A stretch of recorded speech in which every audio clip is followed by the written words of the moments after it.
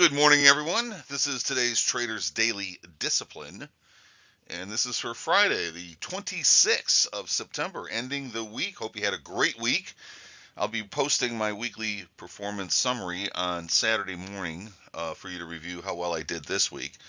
Um, if you have any questions or concerns or comments about what you see on that video, you're always welcome to send me an email or repost to me something here or take a minute and find me through my websites.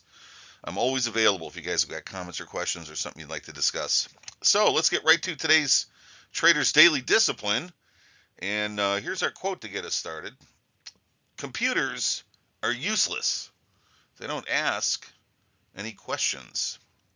And that, of course, was from Pablo Picasso, famous 20th century artist.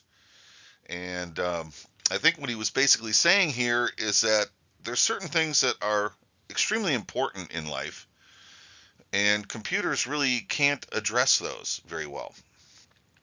And the reason being, of course, is that computers are not really, even with artificial intelligence, computers are not really capable of understanding things the way a human being can. Now, they can mimic certain behaviors, just like parrots can sound just like another animal, but they're not another animal. And artificial intelligence looks very promising for things like um, trade management or trade selection. And the advantage there might be that a computer can look at hundreds of millions of data points that have been assigned a value by a human being. In other words, higher highs and higher lows indicate trend. So the computer can go back and test that theory through hundreds and hundreds and hundreds, thousands of markets at a time and look for a trend.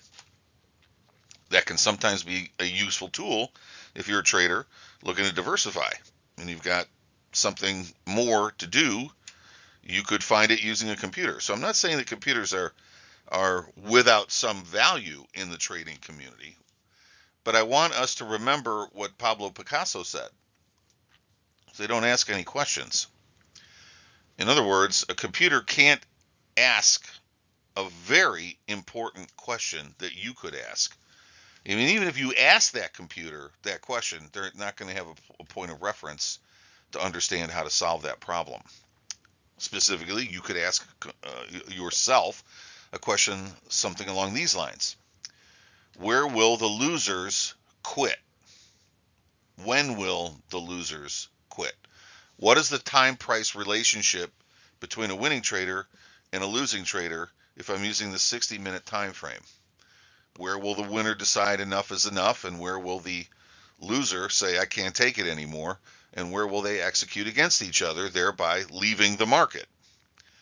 Can you use a computer to predict something like a change in trend, a potential top or bottom? Sometimes what you're looking for, a computer can't really help you find. So I want to encourage you to remember that, because when it comes down to using these tools, all the tools in our toolbox, when it comes down to using these tools, we have to know the limitations of the tools. Previously we talked about using the right tool for the right problem.